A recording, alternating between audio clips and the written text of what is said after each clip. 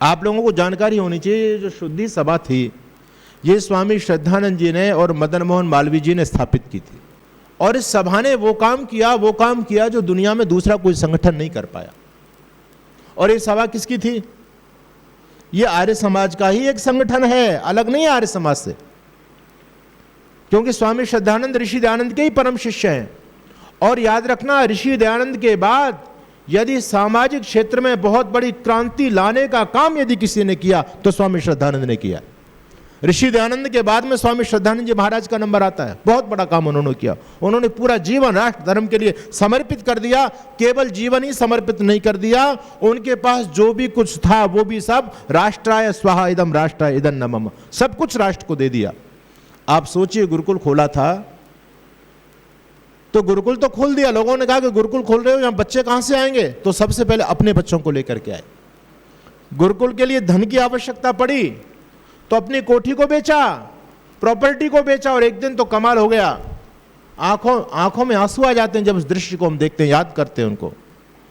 स्वामी श्रद्धानंद जी अपने दोनों पुत्रों को गुरुकुल की 4 दीवारी से बाहर लेकर के जाते हैं, रात का समय है, और स्वामी जी कहते हैं, बेटा मैं तुमसे कुछ बात, आज आवश्यक बात करना चाहता हूं। बच्चों ने कहा, आप पिताजी बात करना चाहते हैं तो आप गुरुकुल में ही कर लेते, इतनी दूर लेकर के क्यों आए हो रात को? कहते नहीं, गुरुकुल में तुम मेरे शिष्य हो, मैं तुम्हारा आचार्य हूं, लेकिन गुरुकुल की 4 दीवारी से बाहर निकल के मैं तुम्हारा पिता हूं और तुम मेरे बेटे हो। अब मैं तुमसे जो बात कर रहा हूं वो पिता की हैसियत से कर रहा हूं, गुरु की हैसियत से नहीं कर रहा हूं। बच्चों ने कहा, क्या आदेश है बताइए आप। स्वामी श्रद्धानंद कहते हैं, बेटा अब तक तुम लोगों के लिए मैंने सारा का सारा जो कुछ कमाया सब राष्ट्र के लिए समर्पित कर दिया, लेकिन अब ये कोठी बची है, और मुझे लगता है अब राष्ट्र को, इस कोठी को भी, इस राष्ट्र के लिए इस कोठी का भी बलिदान करना पड़ेगा। मैं तुम्हारा दोनों का सिग्नेचर चाहता हूं, क्या आप मुझे अनुमति देंगे मैं इस कोठी को बेच दूं? बच्चे कहते हैं, पिताजी बिल्कुल। पिताजी कहते हैं, बेटा आज के बाद में सिग्नेचर करने के बाद में दुनिया में कहीं भी 1 इंच भूमि तुमको पैर रखने के लिए पैतृक संपत्ति के रूप में नहीं रहेगी, ध्यान कर लेना। लेकिन दोनों बच्चों ने कहा, पिताजी कैसी बात करते हो? अरे आपके मिशन के लिए आपके सैकड़ों पुत्र कुर्बान हो सकते हैं, ये संपत्ति क्या बात है? दुनिया का बाप, दुनिया के पिता अपनी संतानों को सुदृढ़ बनाने के लिए कितना पैसा कमाते हैं, कितनी मेहनत करते हैं, सब कुछ अपने जीवन की पूरी सौगात अपने बच्चों को सौंप करके जाते हैं। लेकिन स्वामी श्रद्धानंद दुनिया के अकेले पिता हैं जो अपनी पैतृक संपत्ति को भी राष्ट्र के लिए समर्पित कर रहे हैं, और अपने बच्चों के लिए 1 इंच जमीन भी उन्होंने नहीं छोड़ी। आप सोचिए कितना बड़ा काम स्वामी श्रद्धानंद जी ने किया। ये स्वामी श्रद्धानंद कहां से निकले? आर्य समाज से निकले। आज मैं आपके बीच में यह निवेदन करना चाहता हूं कि आर्य समाज को महर्षि दयानंद जी महाराज का 2य जन्म शताब्दी वर्ष प्रारंभ हो चुका है। अभी 12 फरवरी को देश के यशस्वी प्रधानमंत्री श्री नरेंद्र भाई मोदी जी ने इस बात की घोषणा की, दिल्ली के अंदर बहुत बड़ा सम्मेलन, आप लोग बहुत सारे लोग गए भी होंगे उसमें, और उन्होंने दुनिया को यह बताने का प्रयास किया कि ऋषि दयानंद कौन थे, आर्य समाज क्या है। उन्होंने एक अच्छा मैसेज दुनिया को दिया, और केंद्र सरकार ने कमेटी गठित की है, उसमें उसके चेयरपर्सन स्वयं प्रधानमंत्री हैं, बहुत सारे मिनिस्टर हैं, और आर्य समाज के विद्वानों को भी, समाज सेवकों को उसमें लिया गया। अभी उत्तर प्रदेश सरकार ने भी योगी आदित्यनाथ जी के सानिध्य में एक प्रादेशिक कमेटी भी तैयार कर दी है कि ऋषि दयानंद जी महाराज का 2य जन्म शताब्दी वर्ष बहुत बड़े स्तर पर मनाया जाना चाहिए।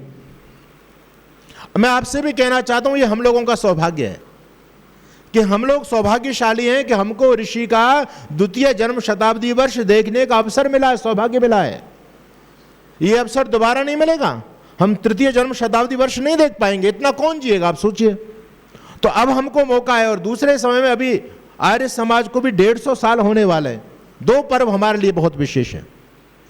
अभी मेरा कार्यक्रम अमेरिका में चल रहा था ऑनलाइन, तो उन लोगों ने मेरे को सब्जेक्ट दिया कि स्वामी जी हम आर्य समाज को कैसे बढ़ाएं, इस पर आप थोड़ा चिंतन दीजिए। मैंने कहा, आप आर्य समाज को बढ़ाना चाहते हैं तो आर्य समाज ने किया क्या, ये समाज में बताइए। आज तो विडंबना की बात यह है कि ऋषि दयानंद को 200 साल होने वाले, हम ऋषि दयानंद को समाज में प्रस्तुत नहीं कर पाए। ऋषि दयानंद ने क्या किया ये हम समाज को नहीं बता पाए। और एक बात जो प्रचारित प्रसारित की गई है आर्य समाज के बारे में, ऋषि दयानंद के बारे में, बस एक ही बात, वो बात हम लोगों ने प्रचारित नहीं की, वो बात तो दूसरे लोगों ने प्रचारित कर दी षड्यंत्र के तहत। क्या प्रचारित की? स्वामी दयानंद मूर्ति पूजा का खंडन करते थे। इस बात को लोग जानते हैं, इसके अलावा और कौन जान रहा है आज आर्य समाज के बारे में, ऋषि दयानंद के बारे में। और ये बात विधर्मी लोगों का षड्यंत्र था, अपने कुछ गद्दारों का षड्यंत्र था कि आर्य समाज को बदनाम किया जाए। उन लोगों ने केवल एक ही बात चलाई, आर्य समाज ने हजारों काम किए जन चेतना के, जन आंदोलन के, लेकिन वो सारे के सारे पहलू एक तरफ छिपा दिए गए, उन पर धूल डाल दी गई, उन पर पर्दा डाल दिया गया। लेकिन एक बात, उन हजारों में से केवल एक बात है, मूर्ति पूजा का खंडन। उस मूर्ति पूजा को बढ़ा चढ़ा करके समाज में प्रस्तुत किया गया कि आर्य समाज तो केवल मूर्ति पूजा का ही खंडन करता है। आर्य समाज ने कितना काम किया इसको कोई बताना नहीं चाहता। कौन बताएगा इस काम को? यह दायित्व तो मेरा और आप सबका है। हम ऋषि दयानंद के मानस पुत्र हैं, हमको समाज में बताना पड़ेगा, अरे ऋषि ने तो वो काम किया जो दुनिया में आज तक कोई महापुरुष नहीं कर पाया। आपने ऋषि को समझा कहां है? बताइए आप। मैं ऋषि के जीवन पर प्रकाश डालूं तो आपको जानकारी होनी चाहिए। एक नीचे तबके के व्यक्ति का भी चिंतन यदि किसी के दिमाग में था तो ऋषि दयानंद जी महाराज के दिमाग में था। बहुत सारे लोग आए, उन्होंने जन आंदोलन चलाए, राजनीतिक रोटियां लोगों ने सेकी, लेकिन ऋषि दयानंद जी महाराज ने धरती से जुड़ करके काम किया। मुझे बताओ, ऋषि दयानंद ने किसकी हक की लड़ाई नहीं लड़ी? बताओ। केवल हम मूर्ति पूजा में ऋषि दयानंद को समेट देते हैं। मैं पूछना चाहता हूं, ऋषि दयानंद जी महाराज धरती पर एक ऐसे महापुरुष पैदा हुए जो जन्मे और मरे तो केवल सत्य के लिए। और दूसरी बात, समाज के हर प्राणी, हर वंचित व्यक्ति के अधिकार की लड़ाई यदि किसी ने लड़ी तो सबसे पहले ऋषि दयानंद ने लड़ी। दूसरे लोग तो केवल श्रेय ले गए। आपको जानकारी होनी चाहिए, गांधी ने नमक सत्याग्रह किया। कौन से सन में किया? 1930 में किया। लेकिन गांधी से बहुत समय पहले 1870 में सबसे पहले नमक पर लगे कानून का यदि किसी ने विरोध किया था धरती पर तो ऋषि दयानंद जी महाराज ने किया था। यह बात हम लोगों को नहीं बता पाए, लोगों को नहीं समझा पाए। ऋषि दयानंद जी महाराज ने उस अंग्रेजी हुकूमत को दुत्कारा था उसको, और ऋषि दयानंद ने कहा कि तुमको डूब करके मर जाना चाहिए। तुमने आज नॉन पर भी कर लगा दिया। एक गरीब व्यक्ति जो 2 जून की रोटी कमाने के लिए दिन भर सड़क पर पत्थर तोड़ता है और वहां से मेहनत मजदूरी करके कुछ पैसा लेकर के घर में आता है, उसकी स्थिति ठीक नहीं है और वो गरीब है, तो घर में जाकर के नॉन से रोटी लगा करके अपनी शोधा तृप्त कर लेता है।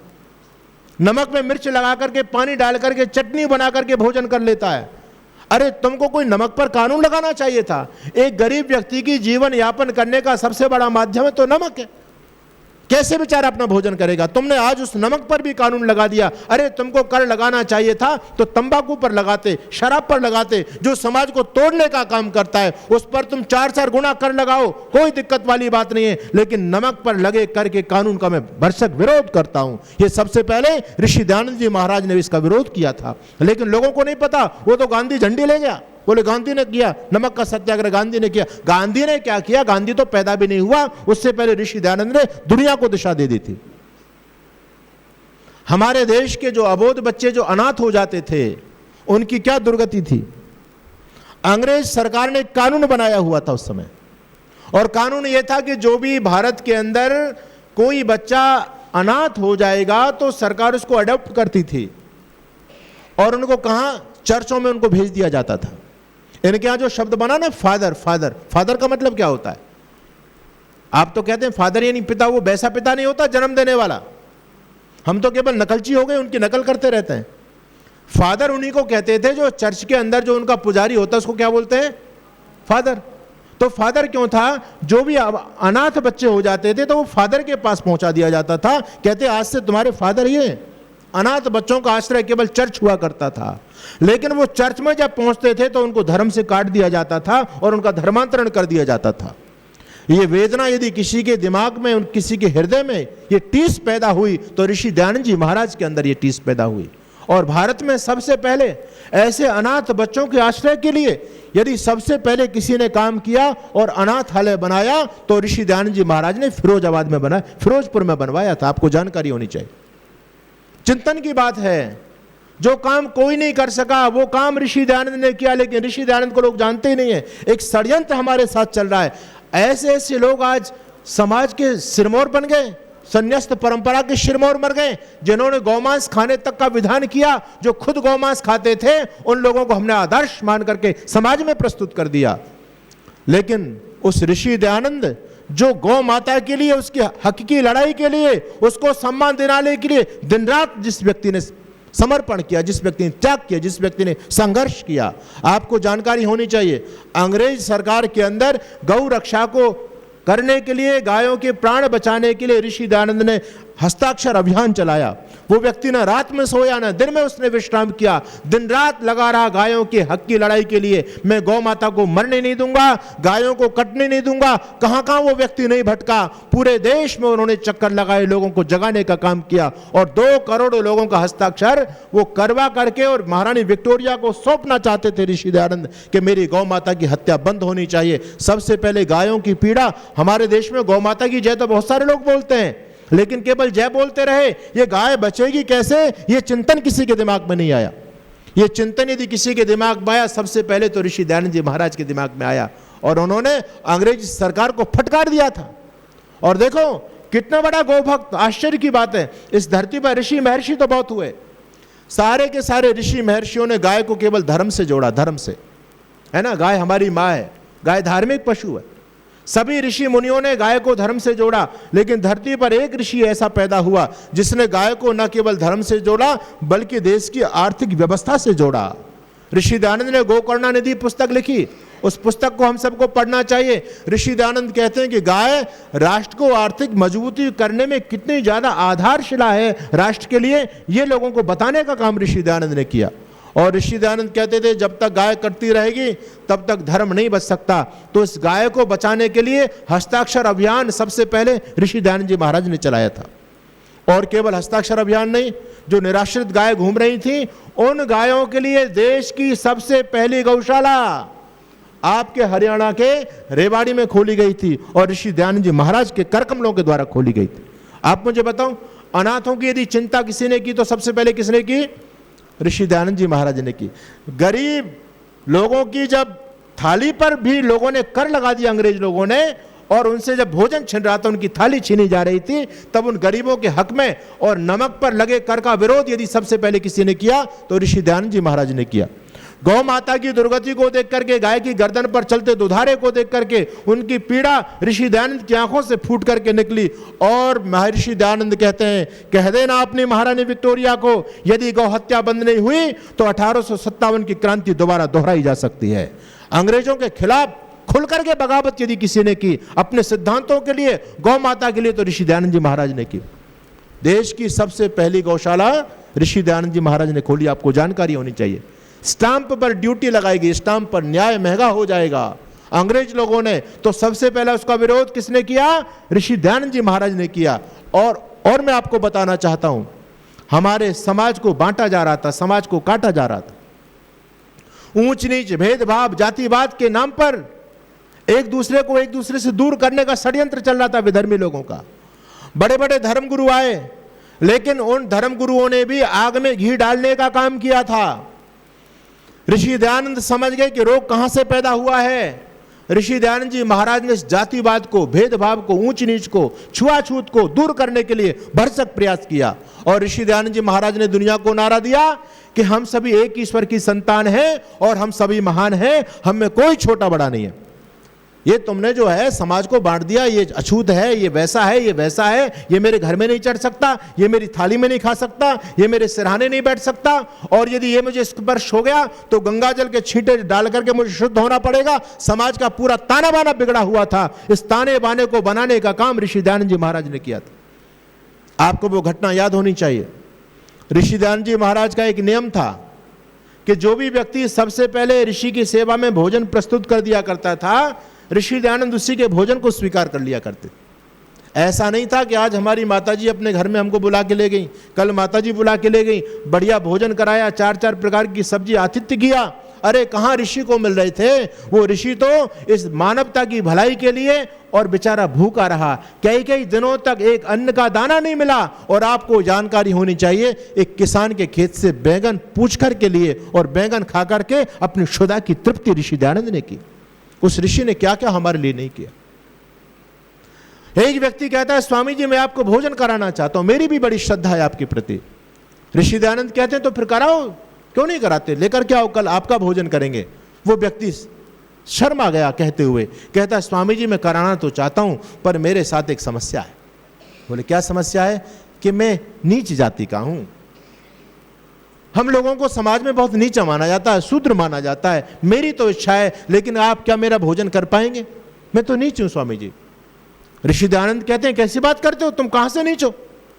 अरे तुम कहां से? जैसे ही मेरे शरीर के अंदर खून वैसे तुम्हारे अंदर खून। भगवान ने जैसा मुझे बनाया वैसा तुमको बनाया। भगवान ने कोई भेदभाव पैदा नहीं किया। अच्छा बताओ भगवान ने किया क्या? ब्राह्मण का खून लाल हो और शूद्र का खून हरा हो, कुछ भगवान ने कुछ अंतर किया? नहीं किया। आप यहां जितने भी बैठे हैं, कोई किसी की जाति को बता सकता है क्या ये किस जाति का है? कोई नहीं बता सकता। ये जानबूझ करके सनातन धर्म को नष्ट करने के लिए विधर्मी लोगों की चाल थी। हम इस षड्यंत्र को नहीं समझ पाए, ऋषि ने षड्यंत्र को भांप लिया। और ऋषि दयानंद कहते हैं नहीं बेटा ऐसा नहीं कहते, आप छोटे कैसे हो गए? आदमी तो कर्म से छोटा बड़ा बनता है, जन्म से कोई नहीं होता।